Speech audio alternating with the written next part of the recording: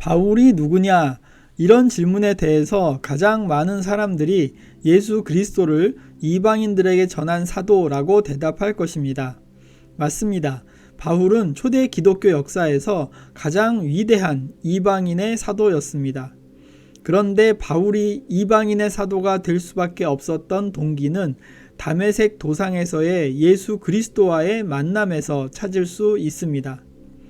그런데 다메섹 사건은 개인적으로 바울의 생애를 둘로 나누는 사건인 동시에 특별히 사도행전에서는 초대교회의 선교 역사를 둘로 나누는 중요한 사건으로 증거되고 있습니다. 사도행전은 15장의 예루살렘 사도회의를 중심으로 전반부는 베드로를 중심으로 한 유대인 선교를 다루고 있으며 후반부에는 바울의 이방인 선교를 다루고 있습니다. 그런데 우리가 한번 생각해 보아야 할 것은 바울이 이방인을 위한 사도라는 것이 널리 알려져 있는 상식이지만 정작 바울에게 있어서 유대인과 이방인의 구분은 없었습니다. 그에게 있어서 유대인 선교와 이방인 선교가 양자택일의 문제가 아니었습니다. 오히려 그는 가는 곳마다 유대인의 회당에서 선교를 시작했습니다. 이방인을 위한 사도였다는 말은 이방인에게 복음을 전하고 유대인들에게는 복음을 전하지 않았다는 것을 의미하는 것이 아닙니다. 바울의 선교가 이방인들에게 효과적으로 작용했던 것 때문에 자연스럽게 선교의 방향이 설정된 것이고 하나님께서는 그를 이방인을 위한 사도로 쓰신 것입니다. 바울의 중점 선교의 방향이 이방인에게 향해 있었던 것이지 어떤 특정 집단인 이방인만을 위한 선교는 아니었습니다.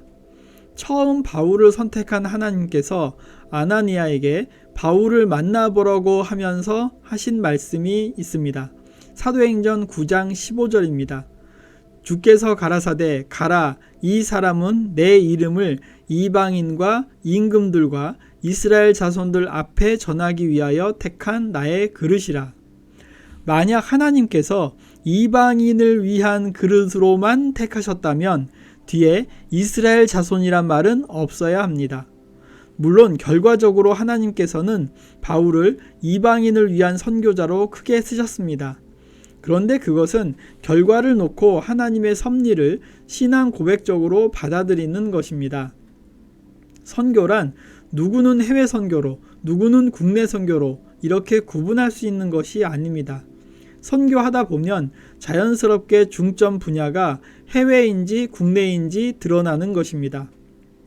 외국어를 잘하는 사람은 자연스럽게 해외 선교를 위해 쓰임받을 것이고 농촌 환경에 열정적인 사람은 자연스럽게 농촌 지역 선교를 하게 되는 것입니다. 바울은 이방인 선교를 처음 시작한 사람은 아닙니다.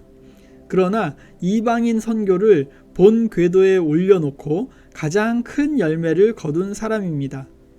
그는 단순히 이방 사람들에게 복음을 전하는 선교사 역할만 한 것이 아닙니다. 그는 이방인 그리스도인들의 권리를 옹호하는 열렬한 투사이기도 했습니다.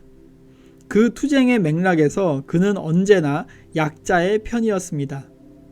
바울이 꿈꾸는 이상적인 공동체는 모든 사람이 인종적, 계급적, 성적 차별이 없이 평등하게 한 몸을 이루는 사랑의 가족 공동체입니다. 갈라디아서 3장 28절에 그는 그러한 선교의 최종 목표에 대해서 고백하고 있습니다.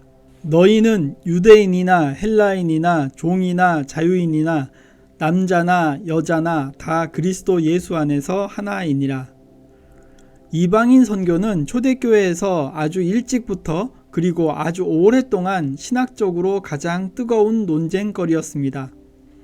이 이방인 선교의 문제가 다메섹 사건의 참된 의미를 규명하는 데 결정적인 열쇠의 역할을 한다고 할 수 있습니다. 다메섹 사건에 대해서 사도행전에서는 3번 언급하고 있습니다. 사도행전 9장 1절부터 19절, 그리고 22장 4절에서 16절, 그리고 26장 9절에서 18절에 나옵니다. 사도행전이 아니라 바울이 쓴 편지 속에서도 바울은 이 다메섹 사건을 언급하고 있습니다. 그러한 경우에서 바울은 줄기차게 자신이 이방인을 위한 사도로 부름받았다는 것을 주장하고 있습니다. 그렇다면 초대교회 이방인 선교가 무엇이고 그것이 왜 그렇게 민감한 상황이었길래 바울이 강하게 주장했을까요? 이방인에 대한 선교는 당시 유대교에서도 허용된 것이었습니다. 할례와 유대교 율법의 준수를 결단하면 유대교로 받아들였습니다.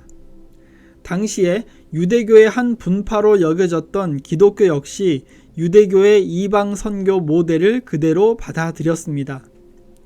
유대교와 기독교의 초대교회에서 문제가 되었던 것은 이방 사람에게 할례를 행하지 아니하고 유대교의 율법 준수를 의무사항으로 요구하지 아니하는 진보적 성향의 이방인 선교 방법이었을 것입니다. 그리고 아마도 이러한 방법은 초대교회 최초의 순교자였던 스데반 일파에 의해서 시작되었을 것입니다. 스데반을 고발한 적대자들의 주장에 따르면 스데반은 모세와 성전을 모독하고 율법을 거슬러 말하였다는 것이었습니다. 여기에서 모세가 전해준 관례에 할례가 중요하게 자리 잡고 있었습니다. 유대인들은 비록 사도들의 설교를 거부할지언정 사도들을 박멸의 대상으로 보지는 않았습니다. 당시에 유대교 내에 바리새파, 사두개파, 에세네파와 같은 여러 종파들이 공존하였기 때문에 예수파라는 하나의 새로운 종파의 개념으로 생각했습니다. 초대교회 공동체 역시 자신들이 유대교와 한 뿌리임을 부인하지 않았습니다. 그들도 역시 성전에서 예배를 드렸습니다. 이렇게 유대교의 한 분파로 출발했던 기독교가 바야흐로 세계로 뻗어나갈 수 있었던 것은 다메섹 사건과 바울의 활동 때문이었다고 말할 수 있습니다.